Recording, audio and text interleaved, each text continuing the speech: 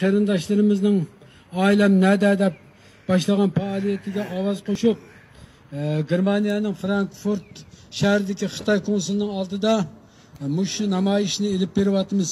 Shu qarindoshlarimizning namoyishiga ovoz qo'shib. Reallik shuni isbotladi, sevimli qarindoshlar. Xitoy jallotlari güzel vatanimiz, Allah bizga ato qilgan chiroyli vatanimiz Sharqiy Turkistonni besib olib, şu Sharqiy Turkistonni mangulik o'zining zaminiga aylantirib olish uchun şu yerdagi Uyg'ur xalqini dushman ko'rib, uni tamoman yo'qotib o'tish qarori qilib, mushu irqiy qirg'inchilikni yurgizyapti. Million odamlarimizni turmalarga akirib, ularni o'ldirib, yo'qotib, ishki a'zolarini sitib, qiz ayollarimizga peskashlik qilib, mushu yig'ir zulmni silyapti. Lekin xalqaro bo'lsa Uyg'ur xalqi baxtli yashayapti degan tashviqotni olib beryapti. Million pullarni xarjlab shu tashviqotni kuchaytirib beryapti. Real ahvol shuni isbotladiki, biz chet ellardagi Uyg'urlarning endi yashab bo'lmaydiganligini tushuntiryapti. Xitoyga qarshi tashviqot eng chong kurash, hozirgi navbatdagi eng qattiq, eng g'ishli bo'lgan keskin kurashimizdir. Xitoy bizning ota-onamizni yo'qotdi. Kız ballarımızı yo'qotdi, çocuklarımızı, isil oğlanlarımızı yo'qotdi. Mana bu mening jiyanim 24 yaşta. Fakat chet elda o'qiganligi uchun 24 yillik kezdi. Mana bu mening jiyanim 26 yaşta. Chet elga chiqib o'qiyma deganligi uchun lagerda yutyapti. Demakki bizningki qiron yigitlarimizni, bilimli odamlarimizni, madaniyatli odamlarimizni yo'qotib, Uyg'ur xalqini tamamen yo'qotish qarori keldi. Endi biz yotadigan bo'lsak, faqat o'lib ketish uchun yotgan yetishimizdir. Bugun biz jang maydonidan qochgan bo'lsak, ata Allohning oldiga borganda so'roq maydonidan hargiz qochmaymiz. Mehribon Alloh Qur'onda shunday degan, qisasda hayotlik bor degan. Bo'ysunish uchun xorliq bor. Biz bo'ysunib mushu xorliqqa qoldik. Aslida 1949 yılda Xitoy jallotlari Sharqiy Turkistonga besib kelganda, shu kun, shu soat, shu minutda Xitoy jallotlariga qarshi kurash qilish bizga farz qilingan. Biz Xitoy jallotlarining hukumatimiz Xitoyning yo'l qo'yganlarini, masjidlarni silishimizga yo'l qo'yganligidan, namoz o'qishimizga yo'l qo'yganligidan xushal bo'lib ketib, Xitoyga qarshi turdik. Mana bugungi kunga qoldik. Asli Alloh taolo İslam'a bütünlüğe kirimler diyen. Qanday bütünlüğe kirimiz? Albatta namaz okuyumuz, albatta ro'za tutimiz, albatta zakat verimiz, albatta tecavüzçü karşı kurash qilamiz. Lekin biz namaz okudik, ro'za tutdik, zakat berdik, ama Xitoy tecavüzçüne karşı kurashni boyiga yetkazib qilolmadik va başlagan qarindoshlarimizning tayindan bo'lmadik.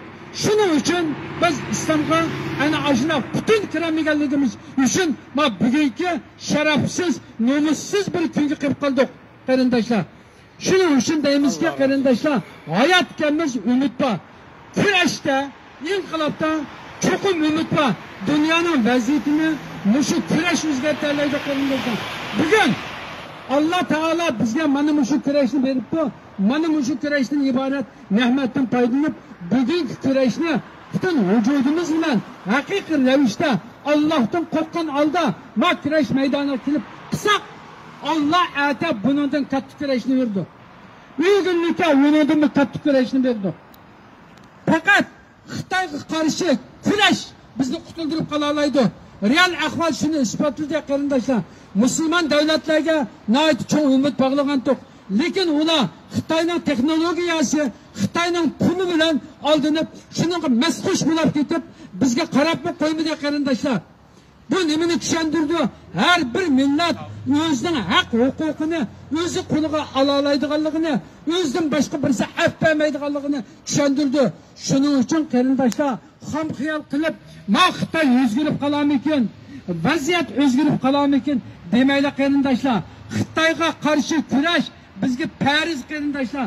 Bugun jang maydonidan, ya'ni Xitoy qo'ygan tashviqot jang maydonidan qochgan bilan atin mahshargoh oldida Allohning azobidan qochib qutulolmaymiz. Mangulik azobga uloqida qolamiz qarindoshlar. Allah Teala şunda degan tajovuzchilar haqida ular bilan birga bo'lmanglar. Birga bo'lsanglar ular iymonlardan yondirib o'tadi degan 1400 yilning oldida mana shu oyatni keltirgan. Lekin biz shu tajovuzchilar bilan birga bo'lishga rozi bo'lganligimiz uchun Allah'ın ayetleri özünün tesirini gösterip mana Xitay tajovuzchilari hammamizni Xitoy qilib o'tman deb buni tirishyotido qarindoshlar. Faqat kurashdan boshqa yo'limiz qolmadi qarindoshlar. Shuning uchunki dunyoning joy-joylaridagi har qanday bir qarindoshlarimiz o'zi qila oladigan shakldagi inqilobni qilish kerak. Jang maydonida bo'lish kerak. Bizni faqat qutuldira oladigan narsa bizdan uzluksiz etmaydigan kurashlarimiz Allah'a bo'lgan ixlosimiz. Eng muhimi bizning saf ixlosimiz. Ma kurash menga farz qilinibdi. Men qatnashmasam Allohning oldida qor yuz bo'lib ketmam deydigan Allohdan qo'rqadigan bir ruh bilan qatnashishimiz kerak. Aşı bichara xalqimizga ega bo'ladigan bir ruh bilan qatnashishimiz kerak. Kurash maydoni ustidagi har bir qarindoshlarimizni haqiqiy do'stimiz deb bilishimiz kerak. Qarindoshlar, dunyoning sha'ni shavkatlari uchun, manfaatlari uchun emas, Allah'ın razılığı için, bichara xalqimizning haqqi uchun kurash qilganda, andın Allah Teala bizni ittifoq qildi, iymon qildi. Ma dunyoning vaziyatini Allah bizga foyda qilib berdi. So'yinli qarindoshlar, dunyo kimning qo'lida? Xitoy tajovuzchilarining qo'lida emas. Dunyo jahongirlarning qo'lida emas. Dunyo Allohning qo'lida. Biz Allohni rozi qila oladigan axloq, Allohni rozi qila oladigan kurash ruhi bilan izchil maqsad andın Allah'ın yardımı keldi. Allah Kur'an'da şunda dedi. Ben kimge yardım verdikken ben onu mağlup kılgıcı hiç kim bulmaydı o dedi. Bizge Allah'ın yardımı kaçan yetip geldi. Allah körsetken bendelerden boğan da kuraş meydanındaki dostlarımızla qarindosh deb bilganda kurashni izchil etib bo'lganda Allohning yordami cho'qim yetib keldi. Dunyoning vaziyati Allah bizga foydali. Xitoy tajovuzchilariga foydasiz bir holatga kelib berdi. Biz Allah'ın yolu qaytayli, Kur'an'ı qaytayli, to'g'ri yo'lga qaytayli. Cho'qim Allah Teala bizga yaxshilikni, xotirjamlikni, shu sungan shan sharifimizni qaytirib qo'limizga kelib berdi. Allah nima dedi? Qanday bir qavm mening yo'limga, men ko'rsatgan yo'lga qaytib kelsa, men uning shan sharifini qo'liga qaytirib beraman dedi. Aql farosatni, inqilobning yo'lini Allah'ın yoludan izlayli. Şu vaqtida biz to'g'ri nishonda bo'lamiz. Bugun Allah mushu kurashni ata qildi. Mushu kurash, mushunga qatnashadi. Bugun mushun qatnashadigan odam atiki katta kurash qatnashalaydi.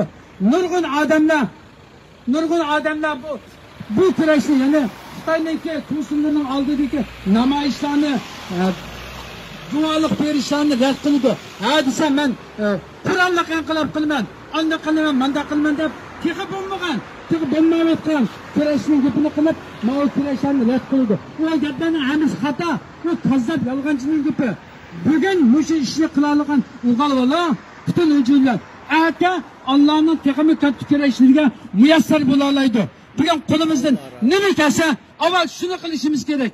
Andin biz haqiqiy Xitoy qarshi kurash qilgan ruhga kelganda shu jihodiy kurashlarni, shu katta kurashlarni Allah bizga cho'qim muyassar qildi.